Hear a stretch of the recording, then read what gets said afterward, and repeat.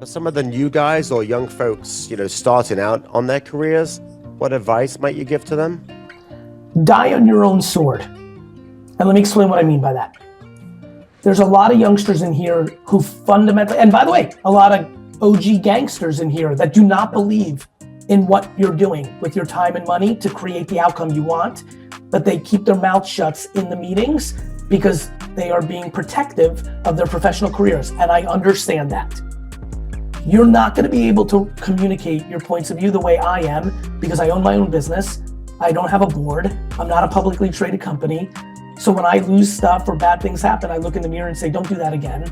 For you, there's more ramifications. I respect that. However, that doesn't mean that you are not able to very respectfully to your leaders and managers, very cordially, very charmingly, able to communicate your disagreement or different point of view on what you should be doing from a comms standpoint. The reason I say die on your own sword is the following. I believe the next decade will be the most significant decade of the last 2 decades, which were the 2 most significant decades of comms changing because of technology. It really stinks to lose your job or not progress in your career because you weren't articulating things you believed in that ended up becoming true, and you got no credit for it because you played defense and the culture of the company made you not say it, not your own belief system, so you missed out on the opportunity because of that. That is devastating. So please, find a way to cordially communicate your personal opinions. You're allowed to be wrong. I'm wrong. People are wrong, but you've got to share your actual thoughts. Head nodding in a corporate environment for the sake of head nodding is always a bad strategy. I think you talk about some of the Gen Z folks need to have a little bit more patience. Yes. You also talk about, people like myself into their 40s now, although I think when I saw the article you wrote, it said in their 70s, you'd encourage folks to be starting businesses. I think you said, just because you're 75, you still got 15 good years in you. Go start a business. So I don't want any of the and it was less about start a business. It's more like when I look at this room, I'm like, man, do they really realize how young they are? Because I don't think they do. Because it's not the way the propaganda of age has been sold to us over the last 100 years. I don't believe this room, including you, Shaq, because you're getting up there, brother. I don't believe that, anybody in this room really has a good enough grasp of how much time they actually have.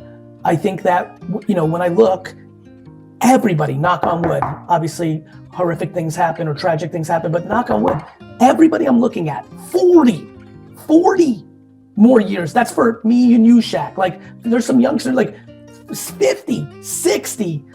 Like, that is a lot of time. And so, I don't think people fight for joy and happiness enough. They're based on fear. They're based on the financial obligations, the theoretical, emotional obligations they've made them for themselves, for their spouses and their children. And, I really do believe being the best version of yourself requires a level of strategic selfishness, which is grounded in, if I'm really happy, I can make everybody I love happier. And if I'm really happy, everything clicks. And it's funny because I'm such an entrepreneur, but my relationship with money is very weird. I don't like what it does to people. I think it confuses people. I don't think people have a good relationship with money or time. And I'm very fortunate. The thing I love, I was a 6-year-old who sold lemonade and shoveled driveways. Like, I love it. I love the game of business. But for a lot of people, they don't love what they do, but they're doing it because it's paying for their lifestyle. And I'm very fortunate that I have so many people consuming my content that I want to use that for good. And I like talking about real things. And I think one of the most real things on earth is people are dramatically younger than they think. They have so much time to expand their interests, their capabilities, their professional ambitions. I'm passionate about it and I want to talk about it. I think the world has gotten very good at selling fear and hate. And I want to sell practical optimism. I'm not delusional. I'm a very practical operator. This is not like the secret, like sit at home and pray that you'll be a professional skier. That shit doesn't work. But what does work is, hey, if you love skiing, believe it or not, try to make some skiing videos on TikTok and see what the world does with it. You'll never believe what can happen.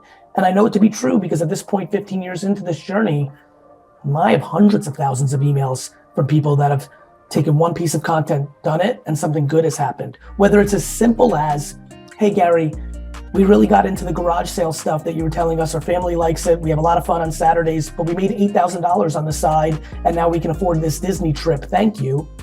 All the way to, I thought it was crazy, but I was really down in the dumps, and I was an executive making $300K a year, and I started making YouTube videos and TikToks around Star Trek because you told me to make it around the thing I love the most, and I'm a Trekkie. And oh my God, I now between affiliate merch sales and sponsorship make $200,000 a year, and I just quit my job that I hated, and I can, I'm not making as much yet, but I'm 87,000 times happier, have more time to be with my kids, and by next year, I bet you I make $300,000 a year. That's profound. That is a profound life change. And so yes, I push it. I push it on my own employees. I want people to be happier because the net of that is a good thing. You talk a lot about the Jets. So you and your brother apparently haven't missed a game. One of my colleagues in the room earlier asked me, he said, you know what, if Mr. Marriott asked Gary to come to a meeting, but it was during a Jets game, never. You think he'd come? You wouldn't come for Mr. Marriott? Not only for Mr. Marriott, Mr. Marriott's not even in the fucking ball game. I've missed weddings, funerals, birthdays. I do not miss Jet games.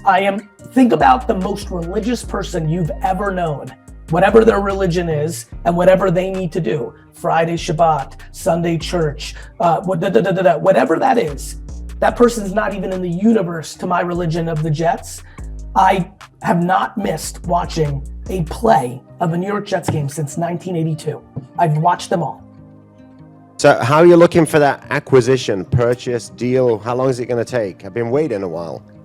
My friend, my great professional ambition is the thrill of the chase to try to buy them.